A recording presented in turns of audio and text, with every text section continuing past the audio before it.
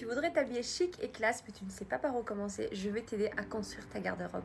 Mon conseil pour votre prochain shopping, ça va être de ne plus penser 80 ou 8, c'est-à-dire pas que des outfits qui font très soirée, très glam, ou des outfits qui font un petit peu négligé, vite fait, je mets ça pour aller acheter mon pain. Essayez toujours de regarder des pièces que vous pouvez assortir et développer avec des accessoires, etc. Mais qui font assez apprêter pour toute occasion. La phrase « ça passe partout », ça doit être vraiment votre mot-clé de recherche. Si ce n'est pas déjà fait, vous devez toujours vous diriger vers des basiques. Donc moi, je pense que notre garde-robe doit être composée de 80% de basiques et le reste de pièces un petit peu plus tendance. Donc toujours vers des pièces qui sont intemporelles. Un pantalon simple, classique, un blazer simple, classique, pas trop oversize, pas non plus trop ajusté. Donc vraiment, les pièces passent partout. Si vous avez peur de faire des faux pas, tout ce qui est association de couleurs, allez toujours vers des outfits monochromes, total le blanc, noir, beige, crème. C'est pour moi les plus beaux et il n'y a pas de faux pas. Vraiment, je trouve ça juste magnifique. Vraiment, je trouve ça tellement, tellement élégant.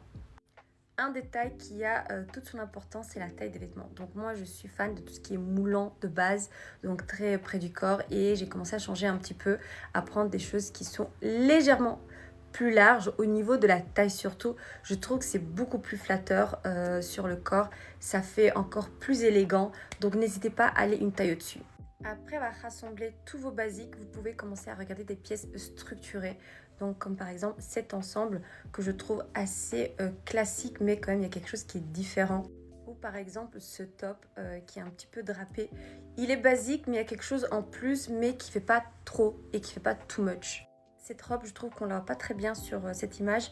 J'aurais dû prendre l'autre, mais c'est une robe qui est très bien structurée, donc qui fait vraiment très poupée comme ça. Je la trouve magnifique.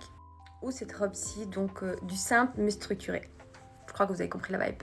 Pour celles qui veulent pas tout le temps sur du très très très classique, que je peux comprendre, à un moment donné ça devient aussi boring. Il y a cet ensemble par exemple que je trouve assez frais, mais en même temps classique structuré. Je sais pas si on se comprend, mais c'est surtout la partie du pantalon qui fait ça. Mais en tout cas, j'aime beaucoup. Bon, j'ai pris cette photo pour dire beaucoup de choses, mais vous allez comprendre. Je vais vous déconseiller d'acheter plein de petites choses comme ça qui coûtent 4-5 euros. C'est pas le prix qui me dérange, bien évidemment, mais c'est parce que ce sont toujours des petites pièces qui sont tendances pendant une saison et après, elles ne le sont plus vraiment. Et au vu du prix qui est attrayant, vous allez en acheter tout plein. Donc là, j'ai pris l'exemple du top, mais c'est pour plein d'autres choses. Et votre garde-robe va se remplir, ce qui fait que c'est encore plus difficile pour après, pour choisir comment assortir justement les pièces entre elles. Donc essayez d'avoir vraiment des petites pièces par-ci par-là qui sont tendances pendant une saison, mais vraiment 80% de votre garde-robe doit être constituée de pièces intemporelles, structurées, basiques, de bonne qualité également, et pas forcément une quantité énorme parce que ça sert à rien.